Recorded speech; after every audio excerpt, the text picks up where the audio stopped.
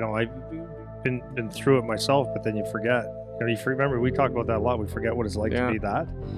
But then you realize how critical, how important the glue is of that team, of having the right mix of kids.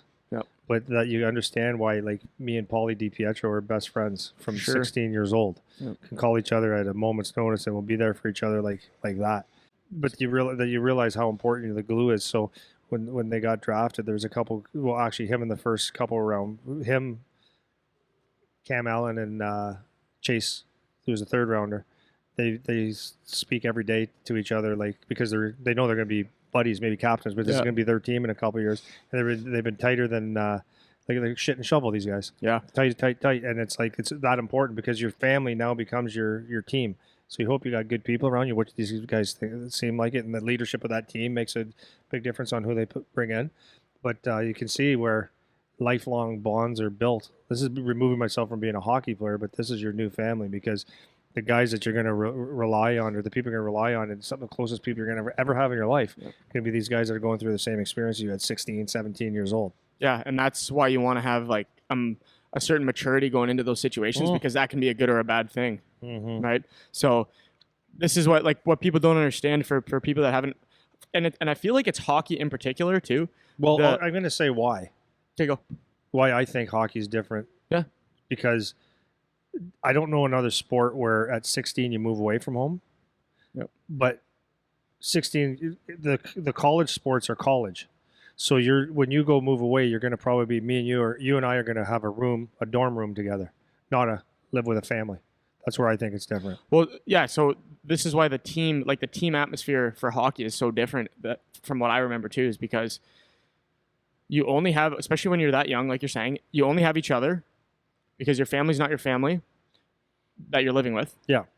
And you go to the rink, and these are the guys that they drive you to school. You're in class together. You're at the rink together. You're doing everything together, and you're really young. Yeah. So you're growing up together. Yeah. Like you're going from 16 to 20 together, which is a lot different than when you go to school for like NCAA football, and you're 18 when you go to school. Or that's 19. That's way different. Or 22. You're already basically not totally, but you're through so much of your maturing already. Very true. By the Very time true. you're 18, 19, 20. Yeah. And for hockey players that play in college too, like they go away at 20, but a lot of them will play in these junior leagues like USHL or whatever, and they're young when they're going to do that. Yeah. So I think that's one of the That's differentiators. a very good point. And the teams are a lot smaller than other sports, right? Like on football, you got a team of 40. Baseball, there's 30 guys or 40 guys on the starting roster. There's so it's a way bigger group, so it's harder to have those tight bonds. But hockey, there's 20 guys, man. That's very true. So you got 20 guys, and you get tight with those guys. But back to what I was saying before is if you don't have a maturity about a good mentality developed or a good attitude developed, like we've talked about before, and the guys that you end up relying on or getting tight with are bad news, which happens, then you could end up getting into some bad news situations because those are the only guys you have. Yeah. That's all you got, especially when you move away. And I've seen it happen with a million guys that I played with. I'm sure you have too. It's like they're close buddies. Like you're talking about with Chooch talking to these guys on his team now. Yeah. Seems like they're good guys, which hopefully they are. Yeah. But if it turns out they're not, and Charlie isn't smart enough to get away from those guys, that's right. Then he could be dragged down the distraction path with everybody that's going down that way, right? Yeah. And that's happens all the time. Yeah. Especially because you're so young. Yeah. Well, then, so speaking of that, so you kind of use the word distraction, and that's something that it comes up, it rears its head in many, many, many ways. You don't know where they're going to come from. So actually, when I was heading on the ice this morning, the one NHL scout, he's a scout from Philadelphia. He was asking a couple questions about Charlie and when he's leaving and all that kind of stuff. So he asked, how was his workouts this year? And he was surprised that he goes, he's got an advantage that Charlie has is because he's a late birthday. He's got 3 years till his NHL draft.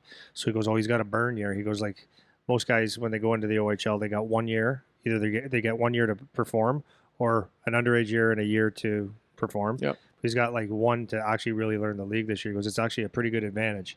So that's cool. But he said the distraction piece. Or not the distraction, but he said that he asked me about fitness and rides.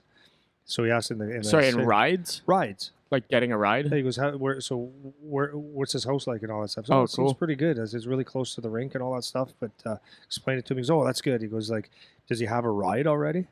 I said, well, he lives literally 10-minute walk from the rink, but I'm going to stay for the first couple of days of camp. But I said he's like real close to the rink, so he could walk, but school is a little bit farther. I said, but I'm going to stay there for the first 2 days. The coach asked me to just shuffle them around for the first 2 days until the kids themselves sort out their rides, because they're responsible for getting each other there. He goes, because that's something that, you know, if you don't have someone that you can count on and stuff, he goes, you don't want to be having to blame someone for being, because we have a rule. Well, and I'm so glad we have a rule that if it's your meeting's at 10, you get there like 15 minutes before, so you're never ready. Right. Like ready. And if you're the first one there every time, good. But you could be going with a guy that's a last minute guy, and it's not your fault, but it's your fault. So he was explaining that. That's a good point. Goes, it's very important. And I go, I agree 100%. I said, so I'm sure he'll change it. Then he asked about eating. He goes, how's his eating? So I gave him the long answer, because I thought he was just asking a general question for scouting. So I was explaining to him his workout with Dalton, with Cass, with me, with you, how we're all dialed in. And he gave me he was trolling for mosquitoes. No, I'm just kidding. So he goes, well,